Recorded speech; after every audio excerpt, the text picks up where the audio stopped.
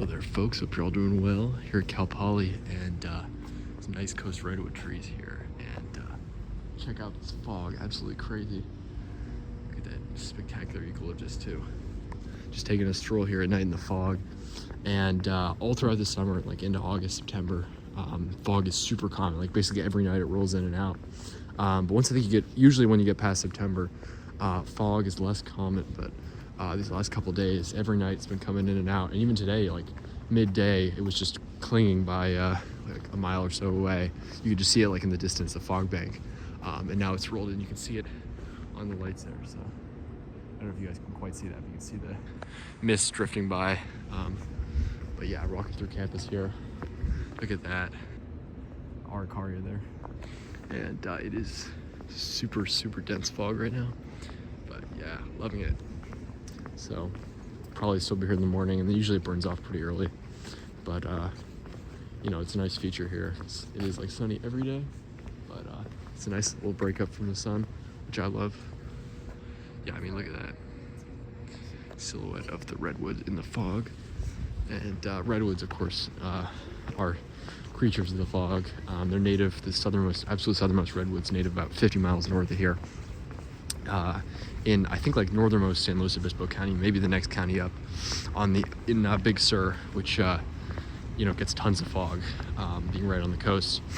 And you know, as you go further and further north in California, they're more and more common, and they start to spread across more of the land where there's more moisture. But they get something like 30-50% of their water from fog, not from rain. So California gets like pretty much no rain for most of the summer, and really for like the 8-9 months outside of the rainy season, it gets pretty little rain on average.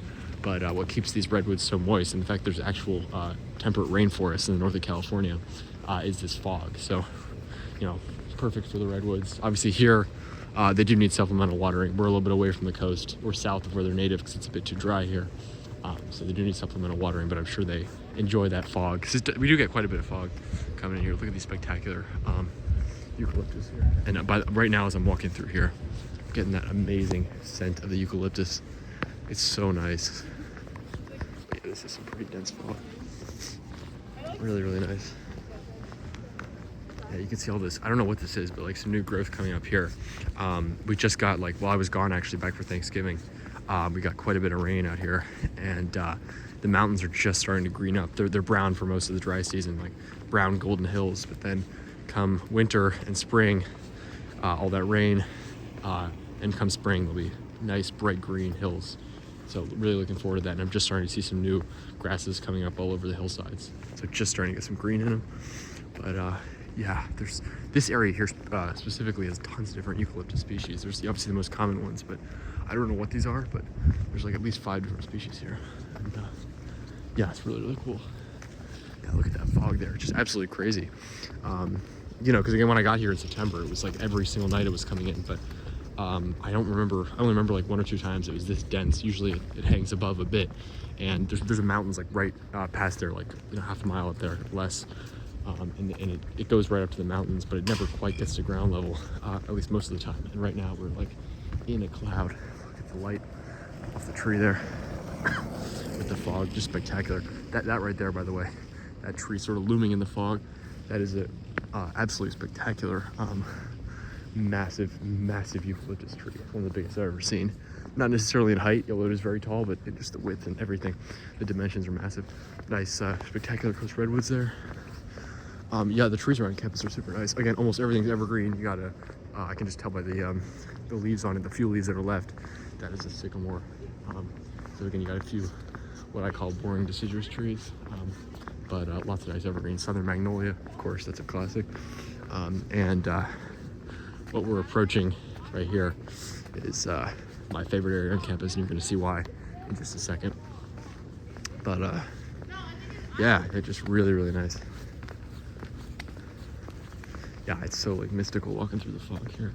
I didn't expect it. I mean, I still don't know that much about the weather systems here, but I just know that like summer is fog season. So like when you go by the coast in summer, again, you hear it's always sunny, and here during like midday it'll always be sunny, and at nights you get the fog coming in. But even like midday by the coast throughout much of summer, it's totally foggy.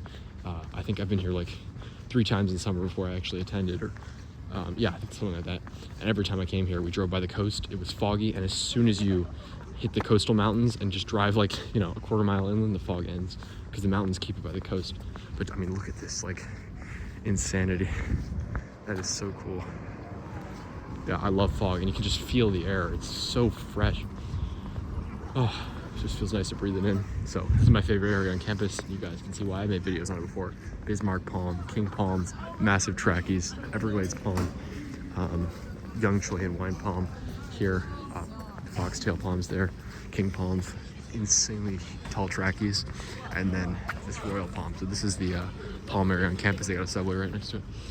And, just amazing. Look at how big this thing is.